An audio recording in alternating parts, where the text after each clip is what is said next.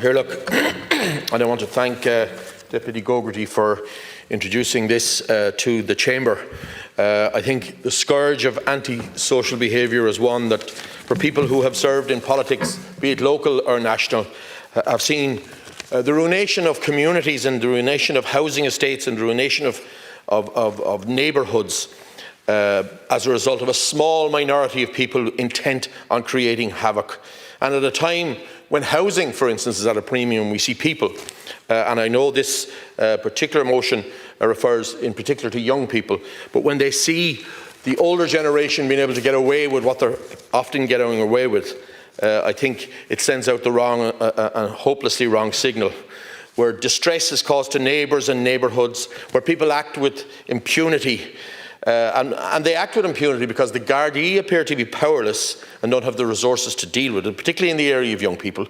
And I've also seen local authorities who are almost afraid, despite the best efforts of housing officers, housing officials and tenant liaison officers, they're almost afraid to tackle it, given the hoops that they have to jump through to get people who are causing antisocial behaviour out of the area.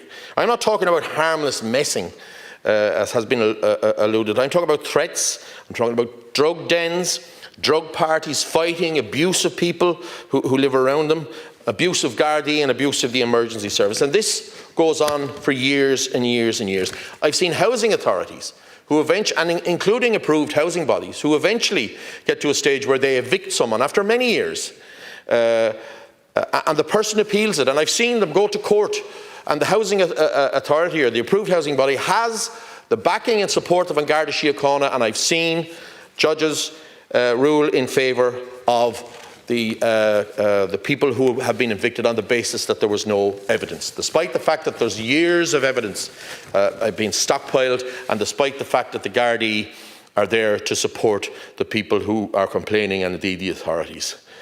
You know, it must be said, I've also seen agencies who deal in the whole area of homelessness put people into very nice estates and effectively walk away and abandon them.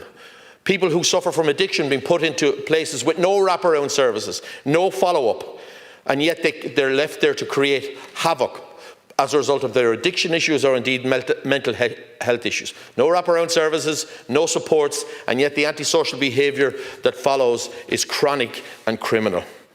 We need to greatly enhance the powers that are available to local authorities, and we need to support them. We need to ensure that when a local authority goes after someone who is committing antisocial behaviour, particularly obviously in our local authority housing agencies. The private sector is another area that we need to tackle, but we need to support our local authorities and agencies who provide housing for people at this particular time, who go after people who are destroying their communities.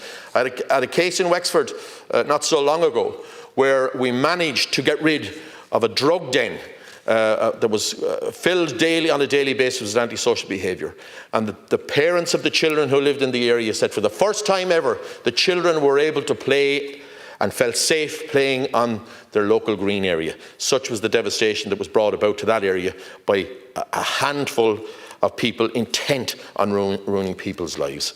And the perpetrators are often laughing at the authorities because they know it takes years and years and years and a massive build-up of evidence before we can actually tackle it. We need that to stop.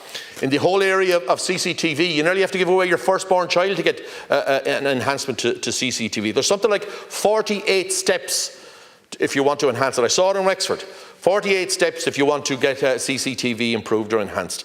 It really must be tackled, and we must give the powers to the people that need it. Thank you. Thank you, Mr. Lawlor.